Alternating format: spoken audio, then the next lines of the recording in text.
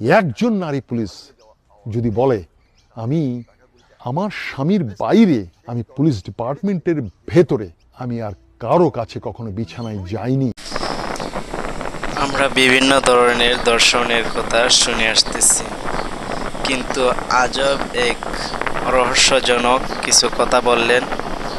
প্রবাসী বেনিয়ামিন ভাই। উনি যে পুলিশ নারী কর্মকর্তা আছে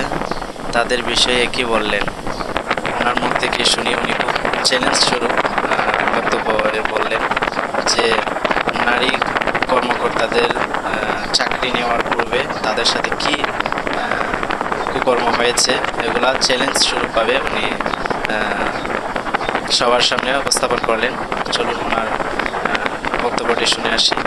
উনি আসলে জাতিকে কি বলতে চাচ্ছেন আমরা জেনে আসি। চলুন। দেশের একজন পুলিশ, একজন নারী পুলিশ যদি বলে আমি আমার স্বামীর বাইরে আমি পুলিশ ডিপার্টমেন্টের ভেতরে আমি আর কারো কাছে কখনো বিছানায় যাইনি, অথবা কেউ যদি আমাদের গোপন ইমেইলে যদি বলতে পারেন যে অমুক কমিশনার, অমুক এডিসি বা অমুক পুলিশ নারী কর্মকর্তা তিনি এখনো ইনট্যাক্ট আছেন, তার পরিবারটা ঠিক আছে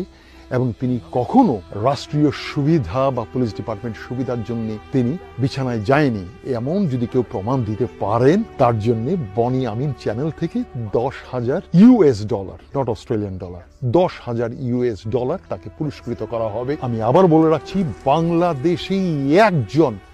নারী পুলিশ কর্মকর্তা যিনি যৌন হয়রানির শিকার হননি, স্বইচ্ছায় বা অনিচ্ছায় তিনি তার কোনো ঊর্ধ্বতন পুলিশ কর্মকর্তা অথবা স্বরাষ্ট্র মন্ত্রণালয়ের কোনো সেক্রেটারি অথবা তার বদলির যে সুপারিশ তদবিরের জন্য কোনো আওয়ামী লীগ বা ছাত্রলীগের নেতার বিছানায় তাকে যেতে হয়নি, এমন কোনো নারী পুলিশ যদি আমাকে নিজ গোপনে তা আমাদের কাছে ইমেল করতে পারেন, অথবা তার পক্ষ হয়ে তার স্বামী অথবা তার ভাই যে কেউ বলতে পারে যে হ্যাঁ অমুক মেয়েটি সে পুলিশ ডিপার্টমেন্ট চাকরি করে কিন্তু আজও পর্যন্ত তার বিরুদ্ধে কোনো যৌন কেলেঙ্কারি প্রকাশিত হয়নি অথবা তিনি কোনো যৌন কেলেঙ্কারির শিকার হননি, এমন কোনো রকম যদি প্রমাণ দিতে পারেন, আবার বলে রাখছি $10,000। আর এই পুরস্কারটি ঘোষণা হবে আগামী সপ্তাহে, মাত্র 3 সপ্তাহ আপনাদেরকে সময় দিলাম, 3 সপ্তাহের মধ্যে বলবেন।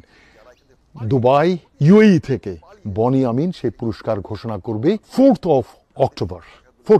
প্রিয় বন্ধুরা, আমি আবার বলে রাখছি সেই একই কথা বারবার বলতে হচ্ছে, সঞ্জীব